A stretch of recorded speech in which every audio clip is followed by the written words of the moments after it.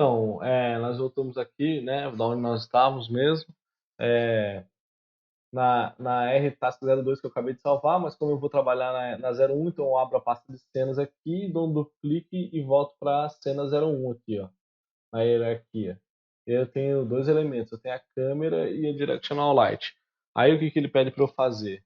Ele pede para eu fazer um cubo, mudar a tag dele para player, renomear ele para player e ver se a posição dele está 000. Então eu venho aqui, clico com o botão direito, Create, 3D Object, cubo. Aí a posição dele não está 000 aqui, eu venho aqui zero a posição, ó, clico com o botão 0, 0, 0. Aí observe que ele passou a ser visto no meio da cena aqui, ó. Tá vendo? No meio da cena ali. Aí ele pede aqui para eu tagar meu objeto com a tag player e mudar o nome dele para player, porque esse por enquanto vai ser o meu player. Depois ele pede para eu fazer o quê? Para eu criar um game object vazio, renomear ele para gerente e criar um script chamado movePlayer. Então eu clico no botão direito, cliente empty, que empty é vazio em inglês, e chamo ele de gerente. E o que é isso? Bom, se você prestou atenção nas minhas aulas até agora, você sabe que eu tenho esta mania boa, né? Uma coisa não é uma coisa ruim, de ter sempre na cena um gerente. E o que seria um gerente? É o cara que organiza o funcionamento dessa cena, que tem o controle de quem está na cena, do que está acontecendo na cena, dos principais elementos da cena. Então eu chamo ele de gerente normalmente. Eu não posso chamar ele de game manager, porque já existe uma classe chamada game manager dentro do MonoBehavior. E se eu fizer isso, pode acontecer um conflito de eu criar e colocar um game manager e game object chamado game manager e criar esse conflito e ter algum tipo de problema aí, acabar dando um override de alguma função, ou então tendo algum tipo de conflito mesmo de informação e dando erro e sem saber por quê. Então eu simplesmente chamo ele de gerente, porque não tem nenhum outro objeto chamado gerente no padrão Unity. Eu gosto de colocar o gerente também sempre na posição dele 000, né, para ele poder ficar numa posição central do mundo. Gosto de colocar ele como primeiro aqui, porque na hierarquia o elemento que está mais no alto da cena é o principal, e o gerente, no meu caso, aqui é o principal. E ele fala para eu criar um script chamado movePlayer. Eu vou chegar aqui e vou deletar aqui, né, vou em Add Component aqui, ó. E aqui no último elemento aqui tem um Add New Script, e eu venho aqui e escrevo move com M maiúsculo, player com P maiúsculo. Isso é um padrão de programação chamado Camelo, né? Programação Camelo, que eles falam, né? Que toda vez que você vai ter um nome composto, a primeira letra tem que ser maiúscula, né? Sendo que o certo mesmo, se não fosse o nome de classe, se aqui fosse o nome de uma variável, é que o M fosse minúsculo. Mas como eu estou fazendo o nome de classe, o nome de classe tem que ter a primeira letra maiúscula, né? Agora, se eu fosse criar uma variável que eu tivesse uma segunda letra, uma segunda palavra composta aqui, a primeira teria que ser minúscula aqui, então seria move com M minúsculo. Mas isso é uma regra recomendada, tá? Não é obrigatório não. Tá? Então, move player, vou dar um create add, ele já vai aparecer aqui para mim aqui, eu já vou dar um duplo clique nele para ele poder abrir no Visual Studio. Ele vai abrir no Visual Studio e aí eu vou copiar o script que está lá no, no, no PowerPoint. Só que eu tenho ele aberto aqui na minha segunda tela aqui, então eu vou copiar da minha segunda tela, dou um Enter, coloco barra asterisco, volto aqui, e aí eu venho aqui e coloco o meu nome, né, que está pedindo ali, Victor Hugo,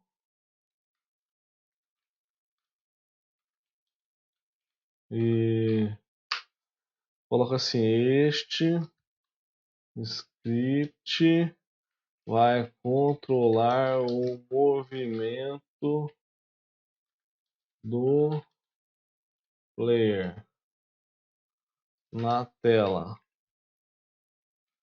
usando, deixa eu colocar com maiúsculo aqui, usando as setas ou WASD para movimentar os eixos X e Y do player, tendo os limites de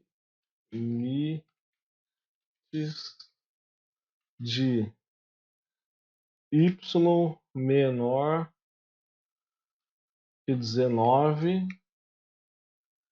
e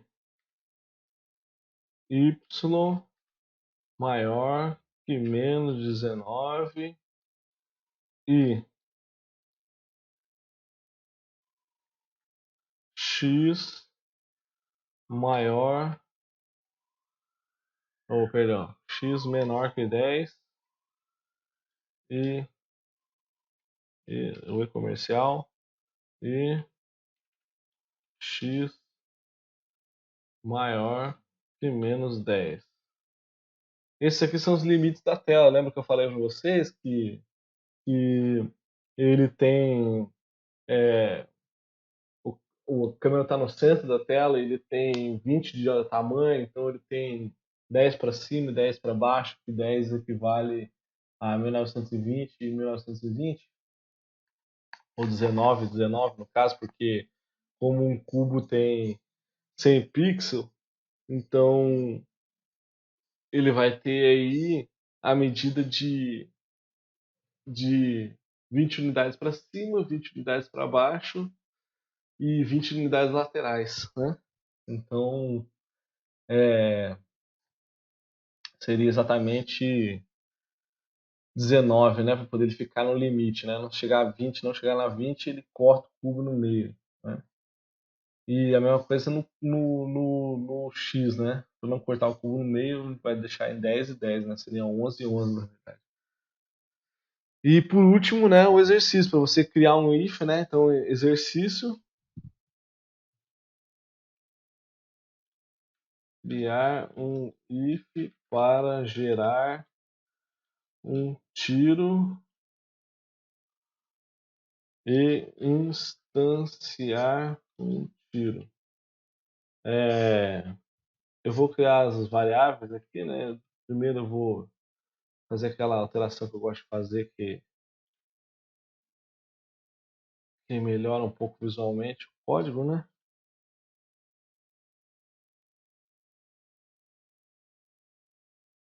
Por enquanto eu vou deixar colapsado aqui. Hashtag region variáveis. Hashtag end. Opa, region. E aí aqui dentro eu vou chamar minhas variáveis. Eu preciso de duas variáveis do tipo GameObject, né? Por enquanto, na verdade eu vou precisar de mais depois, mas por enquanto eu preciso de duas variáveis do tipo GameObject, uma para ser o play e uma para ser o tiro, né? Então eu vou chamar aqui public GameObject mPlayer, vírgula, tiro. Então, essas duas variáveis aqui, elas são as variáveis que trabalham com o player e com o tiro na cena.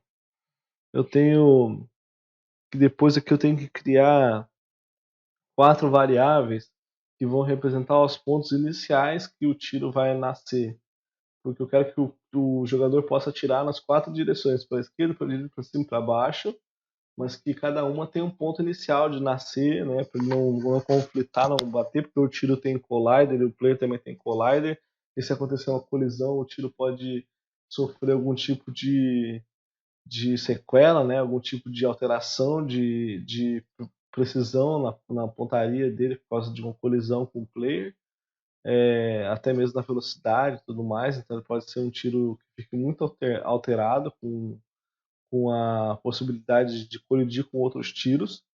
Então, para que isso não aconteça, ou com o próprio player, para que isso não aconteça, eu vou estabelecer 4 pontos iniciais para o tiro nascer, né? Para o tiro nascer, para o tiro spawnar. Então, public, game object, spawn point sup.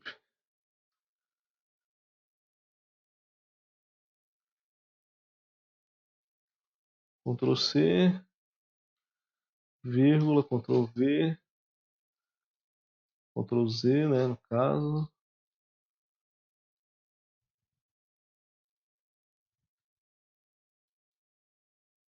Inf, Ctrl V, dir, Ctrl V, esc. Então, ponto de spawn superior, ponto de spawn inferior, ponto de spawn da direita, ponto de spawn da esquerda. Aí logo em seguida eu tenho que criar uma variável para velocidade e eu tenho que criar uma variável float que, que vai receber o meu axis do movimento. Eu vou explicar já já o que é um axis de movimento. Então deixa eu só colocar aqui public float velocidade. Ponto e vírgula. Essa velocidade ela vai determinar a velocidade de aceleração do player ou de aceleração dos cubos também, pode acontecer.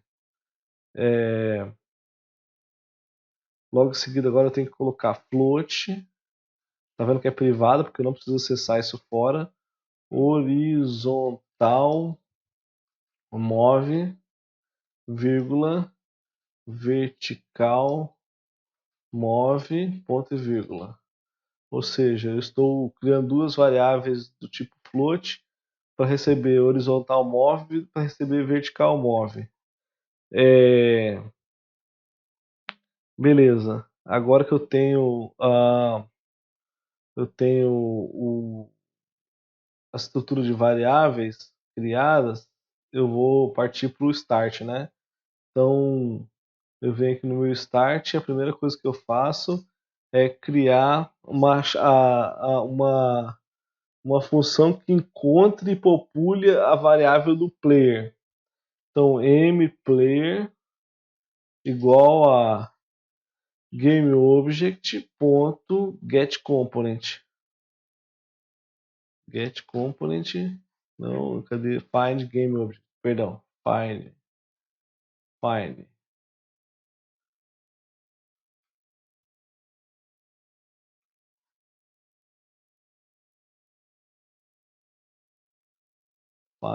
GameObject. Aí que tem uma coisa interessante aqui. Eu estou mandando buscar na cena o GameObject com a tag player. Só tem um GameObject com a tag player. Então eu tenho que colocar esse segundo exemplo aqui, ó, que não tem o S. Ó. O primeiro exemplo tem um S depois de object. Tem um S, então fica objects. Então find game objects com mais de um objeto with tag. Então encontre mais de um objeto com a tag ou encontre o objeto com a tag player. Como é uma função do monobehavior, eu coloco aqui player. Eu tenho que conferir lá se o player está escrito, deixa eu dar um Ctrl S para salvar, um P maiúsculo na tag. A tag do player aqui, o nome está com P maiúsculo, mas e a tag do player está com P maiúsculo? A tag do player está com P maiúsculo. Beleza. Então, a partir do momento que eu apertar ali, cadê? Isso, vamos dar um play aqui. Deixa eu primeiro selecionar o gerente. Ctrl S. Tá vendo aqui que o meu gameplay tá anônimo, Game Object, né? Então eu vou dar um play com a cena pausada. E aí, observe que ele já populou a variável mPlayer com o objeto player. Porque ele fez aquele elemento lá no primeiro frame que entrou na cena, ele varreu todos os objetos da cena e encaixou somente o objeto que tinha a tag player que estava na cena. Perfeito, né? Aí agora eu preciso fazer o quê? Eu preciso reposicionar ele para ficar no centro da cena, porque pode ser que eu esteja testando e aí eu deixo o play numa posição que não seja legal. Então toda vez que eu der o play para testar ou então o jogador der play para usar, eu quero que o play vá para uma posição específica. Pode ser uma casa específica no tabuleiro, uma área com uma casa específica no tabuleiro, ou pode ser o centro do mapa, que é como eu estou usando nesse momento agora. Para que isso aconteça, eu preciso usar uma função do MonoBehavior chama Set Position and Rotation, que se aplica ao transform de um game object. Então eu venho aqui mplayer.transform.set position and rotation. Aí quando eu coloco o cursor sobre a função, ele já diz aqui, ó, sets the word space from space position and the rotation de transform componente. Ou seja, posiciona a configuração. Não, cadê?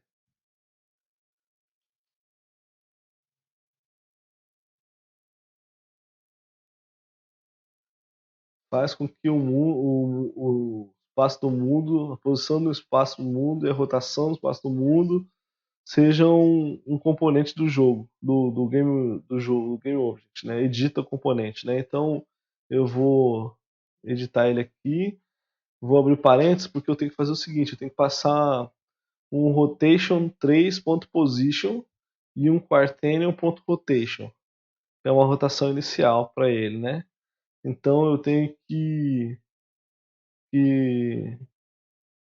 passar essa posição para ele inicial, e eu posso dizer que aqui vai ser um vector 3.0, vírgula, quaternion.identity. Identity.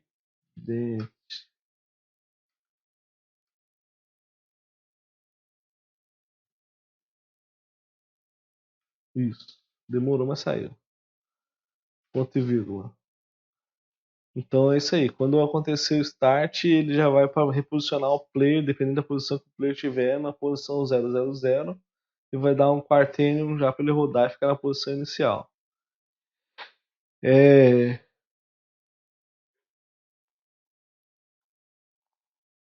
Além disso, agora eu vou trabalhar com o update. No update, eu preciso pegar os axes horizontal e vertical. E o que são esses axes? O que são esses axes?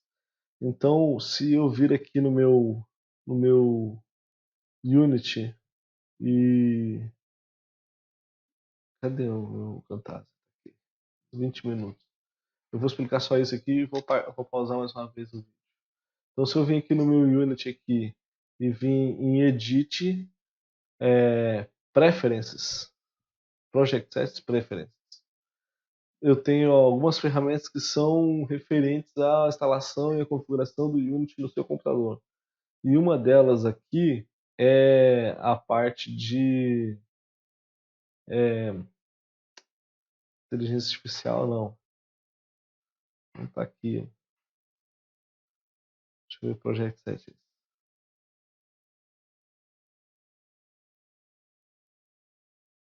Isso. É a parte de input. Aqui, ó, Input Manager. Essa parte de Input Manager é a parte que é responsável do motor por gerenciar input. Ou seja, eu vou lá e escrevo o input que eu quiser nessa base de dados, e no meu script eu preciso apenas chamar o nome dele e colocar ele dentro de um objeto que eu quiser. Tipo, eu vou colocar dentro de uma variável float, um valor que vai de -1 até 1. Ou seja, se o analógico estiver todo pressionado para a esquerda, está -1. Se ele estiver solto, é 0. Se ele estiver todo pressionado para a direita, é +1. Então, é essa régua que eu vou trabalhar aí, com essa movimentação que eu vou trabalhar. Então, eu preciso pegar aqui os nomes exatos, né? O horizontal e o vertical. E eles são justamente aqui, ó, W, o A e o D, tá vendo? Negativo botão A e positivo botão D. Ele também tem o motion do joystick, né? O analógico do joystick, ou o key of mouse button. Eu não conheço esse key of mouse button. Ele tem o botão X também. Botão X. Então eu vou fazer assim, eu vou. Ah tá, aí é setas, né? Right, left, tá vendo? Então as setas do teclado right e left também posicionam, também modificam o valor. Então eu posso aumentar ou diminuir a sensibilidade e tudo mais, mas o que eu vou fazer vai ser chamar esse axis dentro de uma variável float, já que eu tenho um float aqui que vai de -1 a 1, eu vou usar esse valor. Então eu vou fazer assim, dentro do update, eu vou abrir o update aqui, vou puxar ele mais para cima aqui para não ficar, para ficar bem condensado o código. Fecho isso, beleza. Aí aqui agora eu vou fazer assim, horizontal move, recebe, input,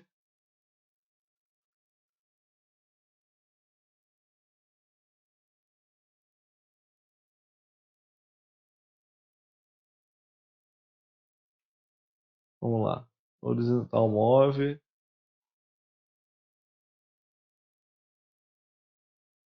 então aí eu tenho que ir lá, input,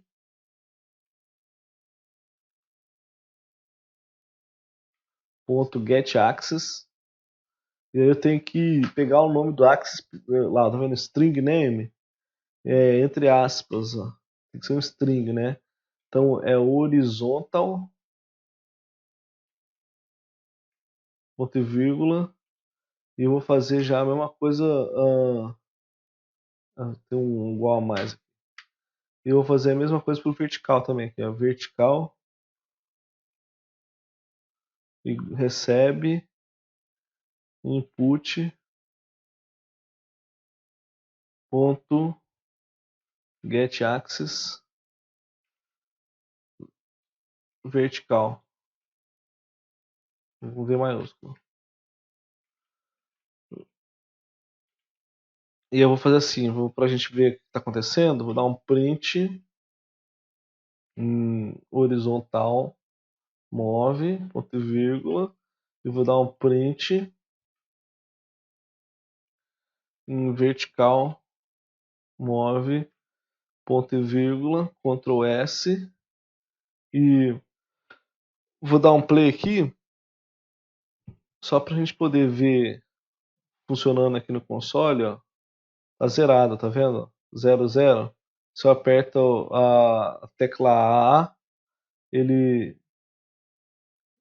ficou até menos, tá vendo? Vai até -1 ou -0,98 aqui, ó. Depois ele fica preso em -1, ó.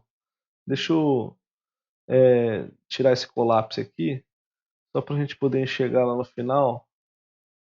E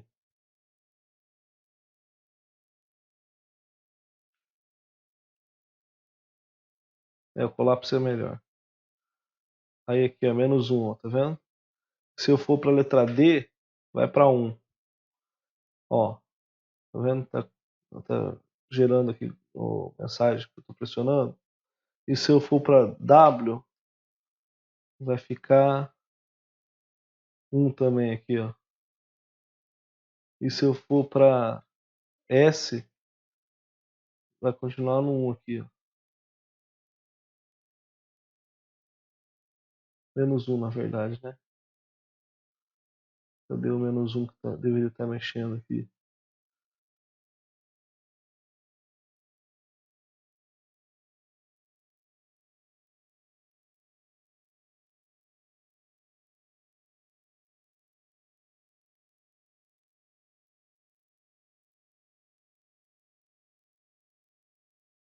Olha, tá zerado ainda. Deixa eu apertar aqui.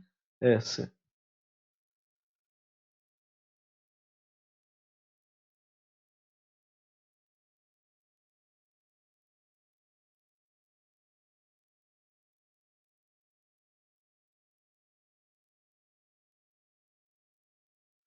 Ah, é porque eu não posso soltar, sair da tela aqui, ó. Se eu sair da tela aqui, ele para de contabilizar. Mas funcionou, né? Vocês viram aqui que ele deu várias mensagens, né? E ele realmente pega esse valor aqui, tá vendo? Então é esse valor que a gente vai usar para multiplicar a movimentação do nosso player. Então eu vou dar uma pausa aí no nosso vídeo, vou pro vídeo 3, para a parte 3.